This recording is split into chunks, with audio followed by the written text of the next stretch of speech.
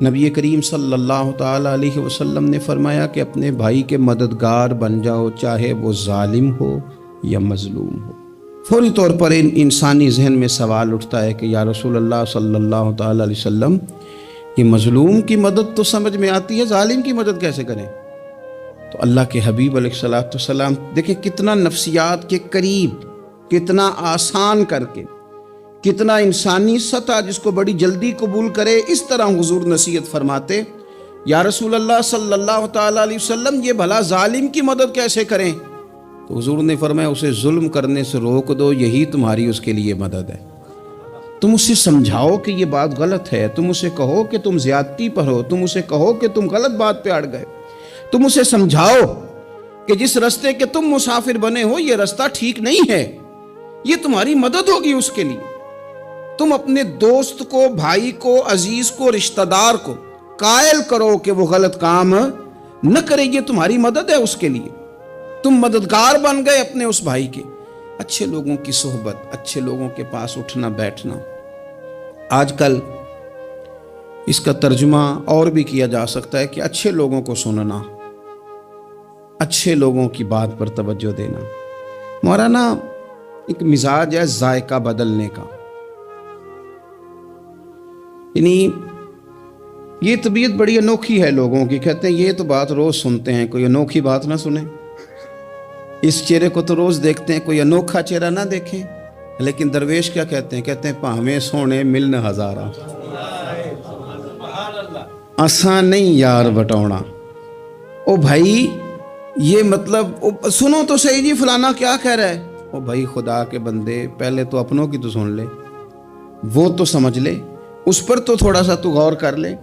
ہم اس طرح الجھ جاتے ہیں اور قصداً الجھاؤ پیدا کرتے ہیں، ادھر بھی تھوڑا گئے، ادھر بھی تھوڑا گئے، اتنی بھی تھوڑی سنی، ٹھیک ہے، یہاں تو آپ پھر اتنا وقت رکھتے ہوں کہ سب کی بات سنیں، اور اتنی صلاحیت رکھتے ہوں کہ اس کو پرکھ بھی سکیں، اور آپ اپنی ذہنی سطح پہ لا کے پھر صحیح کو صحیح کہنے کی طاقت رکھتے ہوں، غلط کو غلط کہنے کی اور جاننے کی صلاحیت رکھتے ہوں، تو آپ یہ کام کریں۔ لیکن اگر ایسا نہیں ہے تو پھر تو آپ اثر قبول کریں گے، پھر تو معاملات اور طرح کے ہو جائیں گے۔ اس لیے کوشش کریں کہ صالحین کی سنگت، نبی پاک صلی اللہ تعالیٰ علیہ وسلم نے فرمایا، میرا خیال ہے اس عنوان پر اس سے زیادہ قیمتی بات نہیں ہو سکتی۔ اللہ کے حبیب علیہ الصلوۃ والسلام نے فرمایا کہ انسان اپنے دوستوں کے دین پہ ہوتا ہے۔ ہوئے ہوئے اتنی بڑی بات فرمایا، انسان اپنے دوستوں کے مذہب پر ہوتا ہے۔ اس لیے سوچ کے بنایا کرو کہ یار کسے بنا رہے ہو، غور کر لو، اس کو دوستی کو، یارانے کو، اٹھنے بیٹھنے کو معمولی سا کام نہ سمجھنا، آنے جانے کو، سفر کرنے کو معمولی سا کام نہ جاننا۔ بندہ اپنے دوستوں کے مذہب پہ ہوتا ہے، اس کے منہ میں زبان اپنی ہوتی ہے۔ اکثر لوگ ایسے ہوتے ہیں ان کے منہوں میں زبان اپنی ہوتی ہے، لفظ اپنے نہیں ہوتے، جملے کسی اور کے بول رہے ہوتے ہیں۔ اس کا مطلب یہ ہوتا ہے کہ وہ سارا اثر قبول کر چکے ہیں کہ جو انہیں یہاں تو راہ حق پہ لے گیا ہے، اور اگر جس کا وہ اثر لے رہے تھے بندہ غلط تھا تو وہ انہیں غلط ترک پہ لے گیا ہے۔ ایک بات خواجہ حسن بصری کی، اللہ اکبر، صحیح لوگ چل رہے ہوتے ہیں، کسی درویش کے عقیدت مند ہوتے ہیں، تربیت پا رہے ہوتے ہیں، رستہ صحیح چل رہا ہوتا ہے، لیکن وہ مطلب فٹافٹ ایک کوئی شخص بیچ میں گھستا ہے اور آگے کہتا ہو نہیں میں تجھے بتاتا ہوں معاملہ تو کچھ اور ہے۔ وہ بالکل سڑک پہ صحیح چل رہے، اب انہوں نے غلطی کیا کی، انہوں نے ہر چمکنے والی چیز کو سونا سمجھ لیا، انہوں نے ہر اجلی چیز کو طیب جان لیا۔ حضرت خواجہ حسن بصری فرماتے ہیں بروں کی صحبت میں نہ بیٹھنا، بروں کی صحبت تجھے اچھوں سے بدگمان کر دے گی۔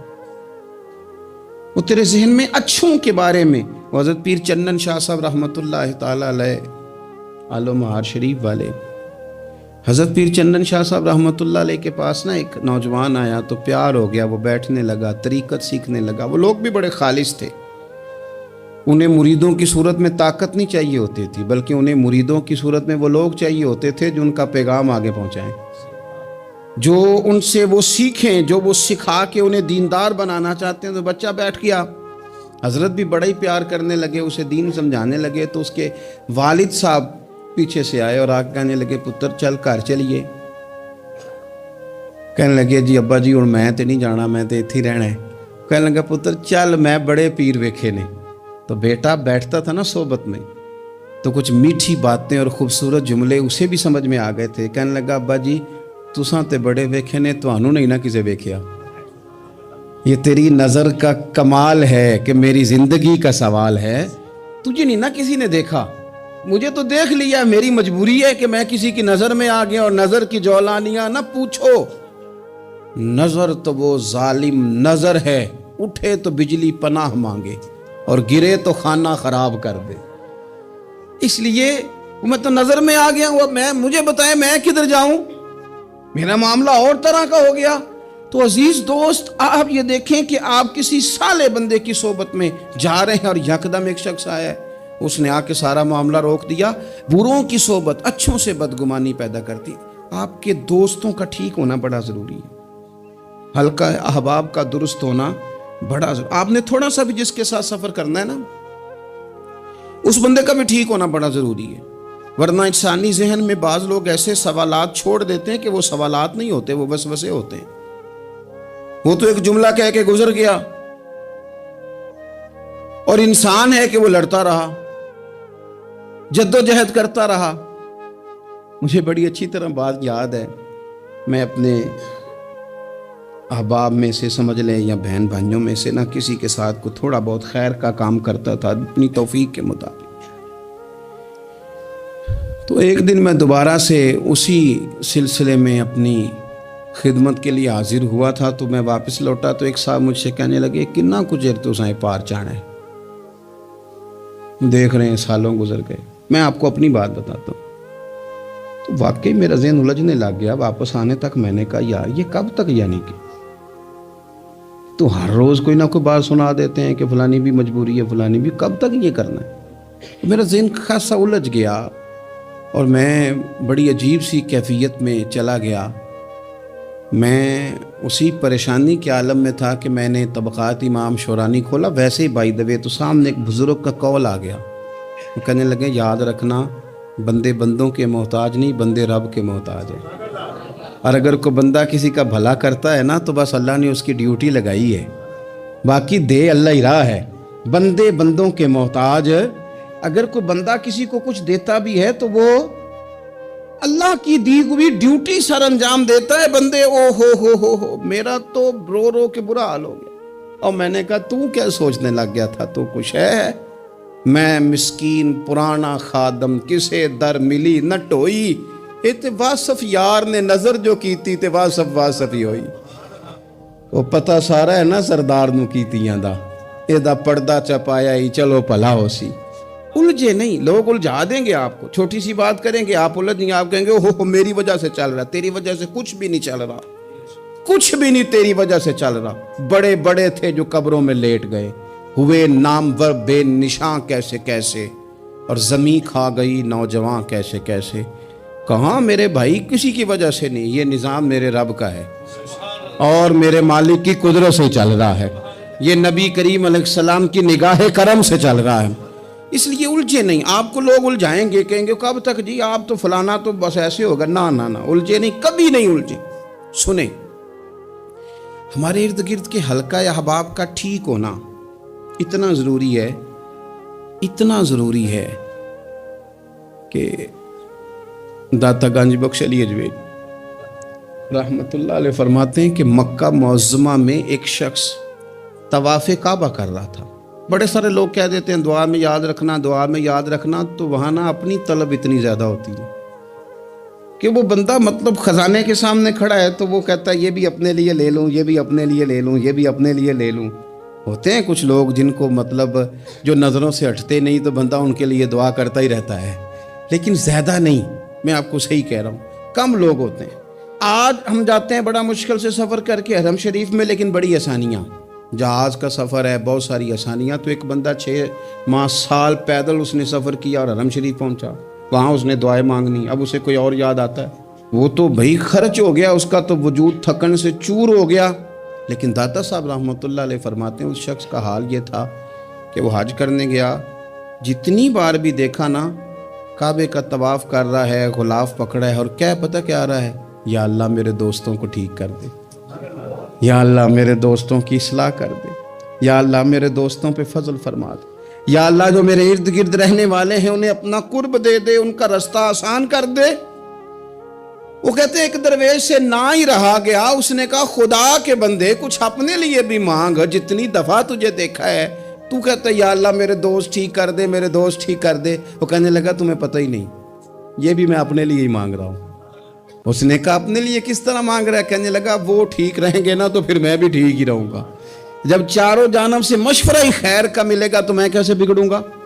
جب وہ سارے مجھے اچھی رائے دیں گے اور اچھی طرف ہی قائل کریں گے تو کیسے کام خراب ہوگا؟ تو میں بالواسطہ اپنے لیے ہی اللہ سے سوال کر رہا ہوں کہ یا اللہ انہیں سوار دے تاکہ میرا بھی فائدہ ہو جائے۔ اپنے حلقہ اثر میں ایک تو خود اچھی بات کریں، بری نہ کریں، اور دوسرا نہ کوشش کریں کہ ایسے لوگوں کے پاس جا کے بیٹھیں، اور جا کے بیٹھنے کے لیے بھی نا انسان کا پہلے ارادہ، پہلے نیت۔ ہم جب کسی جگہ جاتے بھی ہیں تو ہماری نظریں اتنی طائرانہ پہلے پڑتی ہیں، اتنی تنقید کرتے ہیں، پہلے ہم نے اپنے ذہن میں جو خاکہ بنایا ہوتا ہے نا کسی کا، پہلے اس میں اسے تولتے ہیں، پہلے ہم پوری طرح نچوڑ کے دیکھتے ہیں کہ کون سی چیز صحیح ہے اور کون سی غلط ہے۔ اس ذائچے میں اگر کوئی پھر بھی پورا اتر آئے، پھر بھی اس کی کہی ہوئی باتوں کو اس ذوق سے قبول نہیں کرتے۔ جب آپ کا سیکھنے کا مزاج ہے تو پھر تو ہمیں کہا گیا کہ یہ علم، یہ معرفت، یہ تو مومن کی گمشدہ میراث ہے، مومن کی ہے، اس سے گم ہو گئی ہے، جہاں سے ملے وہاں سے حاصل کرو۔ خیر کی بات آپ ذہن بنائیں، اچھا گمان کریں کہ یار میں نے سیکھنا ہے، تو آپ طالب علم سے بھی سیکھ لیں گے، چھوٹے بچے سے بھی سیکھ لیں گے۔ اگر آپ کا ذہن ہے اور اگر یہ نہیں ہے تو پھر میرے بھائی اینک اتنی تگڑی ہے، اتنی سخت ہے کہ اس کے شیشوں پر کوئی پورا اتر سکتا ہی نہیں، تو پھر کس طرح سیکھیں گے؟ آپ حضرت ابن الجوزی رحمۃ اللہ علیہ فرماتے ہیں کہ ایک درویش تھے، حضرت ابو ہاشم ان کا نام تھا۔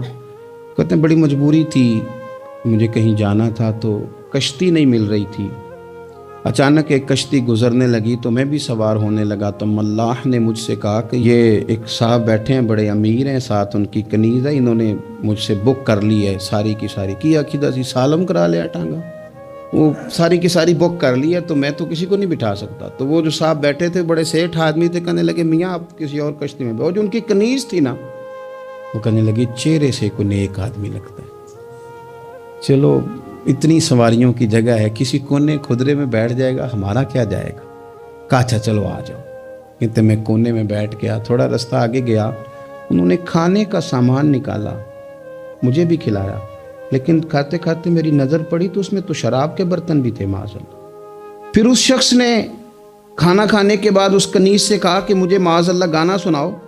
وہ گانے گانے لگی، یہ میری طرف متوجہ ہونے لگا، مجھے کہنے لگا سنو، میں نے کہا میں یہ نہیں سنتا۔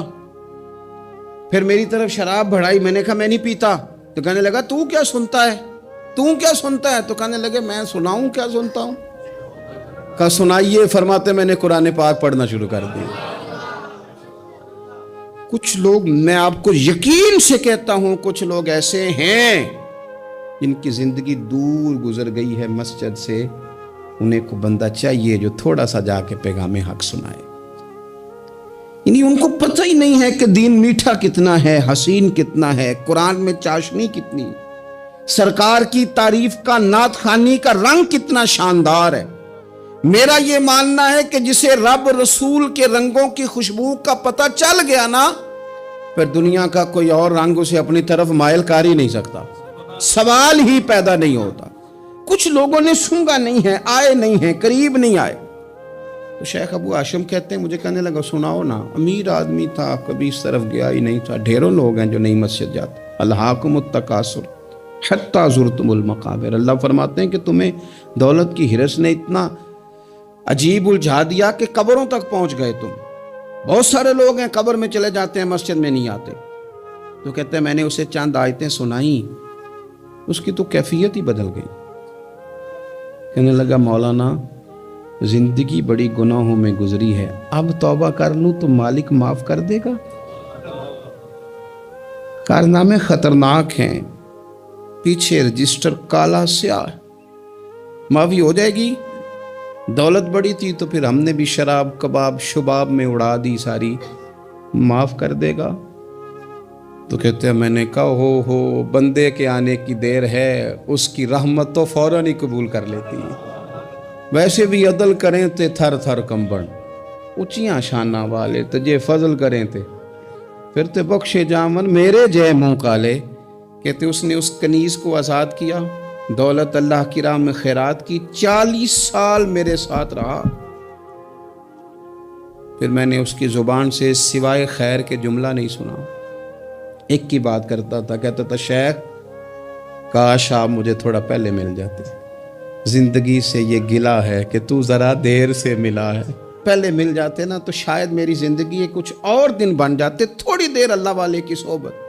آپ فرماتے ہیں پھر وہ 40 سال کے بعد میرے سامنے انتقال ہوا، میں نے ہی دفن کیا، میں نے ہی قبر میں اتارا، جنازے کا اہتمام بھی میں نے ہی کیا۔ میرا یار تھا، دل لگ گیا تھا، پیار ہو گیا، میں پریشان رہتا۔ ایک دن خواب میں مل کے مجھے کہنے لگا فکر نہ کر، میں نے اپنے رب کو بڑا ہی مہربان پایا ہے، میں نے اسے بڑا کریم پایا ہے، معاف کرنے والا پایا ہے، درگزر کرنے والا پایا ہے، اس نے فضل فرما دیا، میرے گناہوں پر اس کے عفو و درگزر کا قلم چل گیا ہے، اور میرے حق میں جو فیصلہ آیا ہے وہ رحمت والا ہی آیا ہے، فضل والا ہی فیصلہ آیا ہے۔ عزیز دوستو، تھوڑی دیر کسی نیک آدمی کی صحبت، ایک تو یہ ہے کہ وہ صحبت تقوی کی طرف مائل کرے گی، تو برے آدمی کی صحبت نہ آپ کی طبیعت میں ہیجان پیدا کرے گی، ہیجان۔ وہ لوگ ہی ہوتے ہیں جو مل کے کہتے ہیں چھوڑ ساری دنیا داری ہے، پیسے ہوں تو سارے ٹھیک ہیں، یہ لوگ ہی ہیں جو یہ سبق بھی پڑھاتے ہیں، وہ لوگ ہی ہیں وہ کہتے ہیں چھوڑ یار، کون سے درویش کون سے مولوی کون سے دیندار سب اسی طرح کے ہی ہیں، یہ لوگ ہی ہیں جو کہتے ہیں چھوڑو میاں تم کس چکر میں پڑ گئے، ابھی تو اتنی عمر پڑی ہے۔ یہ سب چیزیں ہیں۔ ہمارے صاحب رحمۃ اللہ علیہ ارشاد فرمایا کرتے تھے کہ بڑے بڑے گھروں کے مہمان نہ بننا، ورنہ بڑے بڑے اونچے اونچے مکان تمہارا بھی دل چاہے گا، کبھی میرا بھی اس طرح کا گھر ہو جائے نا۔ بڑے بڑے اونچے اونچے منصب دار لوگوں کے پاس نہ جانا، ورنہ تمہارا خیال بڑھے گا۔ دعوت کے لیے جانا، پیغام حق کے لیے جانا، وہ معاملہ ایک الگ ہے، لیکن اس شوق سے جانا کہ یہ بڑا آدمی ہے، فرمایا تمہارے لیے مشکل ہو جائے گی۔ تمہارا دل کہے گا کہ تو اتنے بڑے گھر میں کیوں نہیں رہ سکتا۔ اور پھر میں نے یہ بھی دیکھا ہے کہ بڑے بڑے خیر والے لوگ تھے لیکن صحبت بری مل گئی، لوگ نہیں ٹھیک مل سکے، مشیر نہیں ٹھیک مل سکے، معاونین نہیں ٹھیک مل سکے، رستے میں رہ گئے۔ صحیح بخاری میں ایک بادشاہ کا واقعہ ہے، بادشاہ کا۔ میں نے جب اسے پڑھا تو میں حیران ہی رہ گیا کہ یہ جو مشیر وزیر ہوتے ہیں یہاں تک لے جاتے ہیں بندے کو۔ ہمارے ایک وزیر صاحب نے تھوڑے دن پہلے کہا ہے بیچارے نا خبروں میں رہنے کے لیے اس طرح کی شرارتیں کرتے ہیں، اس کی وجہ یہ ہوتی ہے کہ ملک کا نظام تو چلتا نہیں، پھر وہ چاہتے ہیں کچھ لوگوں کو ادھر الجھا دو تاکہ وہ اصل سے ان کی توجہ ہٹ جائے۔ انہوں نے کہا جی قائد اعظم اسلامی ملک نہیں بنانا چاہتے تھے، تو کون سا بنانا چاہتے تھے؟ پاکستان کا مطلب کیا؟ لا الہ الا اللہ محمد رسول اللہ صلی اللہ علیہ وسلم۔ میں آپ کے جواب میں صرف اتنی بات کہوں گا کہ جو پاکستان بنانے والے تھے نا وہ آپ کی طرح کے لوگ نہیں بنانا چاہتے تھے، آپ کی طرح کے لوگوں کے حوالے نہیں کرنا چاہتے۔ ہمارے لیڈروں کا یہ حال ہے کہ اس طرح کے لوگوں کو مشیر بنا لیتے ہیں، وزیر بنا لیتے ہیں، یہ کتنی رکاوٹ پیدا کرتے ہیں، کتنی تباہی کرتے ہیں۔ دیکھیے بخاری میں موجود ہے، ہرقل بادشاہ نے حضرت ابو سفیان رضی اللہ تعالیٰ عنہ جو اس وقت ابھی کلمہ نہیں پڑھتے تھے ان کو بلا کے نبی پاک علیہ السلام کے بارے میں ساری باتیں پوچھی، ایک ایک بات اس نے حضور کے بارے میں پوچھی، اور آخر میں یہ بھی پوچھا کہ کیا انہوں نے معاذ اللہ کبھی جھوٹ بولا ہے؟ تو ابو سفیان کہنے لگے نہیں، قربان جاؤں میری مخالفت اپنی جگہ پہ، لیکن وہ میرے سامنے پیدا ہوئے ہیں، 40 سال کی عمر میں اعلان نبوت کیا ہے، ان کی گود میں بیٹیاں کھیلتے میں نے دیکھی ہیں، ان کے مقدس بال میرے سامنے سفید ہوئے ہیں، محبوب نے جب بھی بولا حق اور سچی بولا ہے۔ اس کی نہ طبیعت میں دین اتر گیا بادشاہ کی. اس نے اس کے جواب میں بڑا خوبصورت جملہ کہا. کہنے لگا جس نے بندوں سے کبھی جھوٹ نہیں بولا وہ یہ جھوٹ کیوں بولیں گے کہ میں اللہ کا رسول بن کے آیا. اس کی طبیعت تسلیم کر گئی کہ نبی پاک علیہ الصلوۃ والسلام سچے اور آخری نبی ہیں. اور اس نے اظہار بھی کیا. کہنے لگا مجھے یہ تو امید تھی کہ اللہ کے آخری محبوب علیہ السلام اپنی شانوں، عظمتوں، رفعتوں، بلندیوں سمیت تشریف لانے والے ہیں، پر یہ نہیں پتا تھا کہ وہ اہل عرب میں سے آئیں گے. اس نے کہا میں جلدی سے حاضر ہو کے نا حضور کی اطاعت قبول کرتا ہوں. لیکن بادشاہ تھا نا، بڑا آدمی جو ہوتا ہے نا وہ اپنے ماحول کو ذرا تھوڑا ساتھ لے کے چلنا چاہتا ہے. تو بادشاہ نے بھی نا اپنے جتنے اس کے وزیر مشیر تھے ان کو بلایا اور اپنے محل میں دعوت دی. ذرا انداز دیکھیے گا. اور خود بالا خانے کے اوپر چڑھ گیا، دروازے بند کر لیے اور اوپر چڑھ کے نا انہیں بالا خانے سے جھانک کے کہنے لگا تمہیں بھی پتہ چل گیا، مجھے بھی پتہ چل گیا اللہ کے آخری رسول تشریف لے آئے صلی اللہ تعالی علیہ وسلم. اب میرا خیال ہے کہ ہماری اور تمہاری بہتری اور بقا اسی میں ہے کہ ہم بیٹھے نہ رہیں، جلدی سے جا کے محبوب پاک کے دامن کو تھام لیں، حضور کی فرما برداری قبول کر لیں.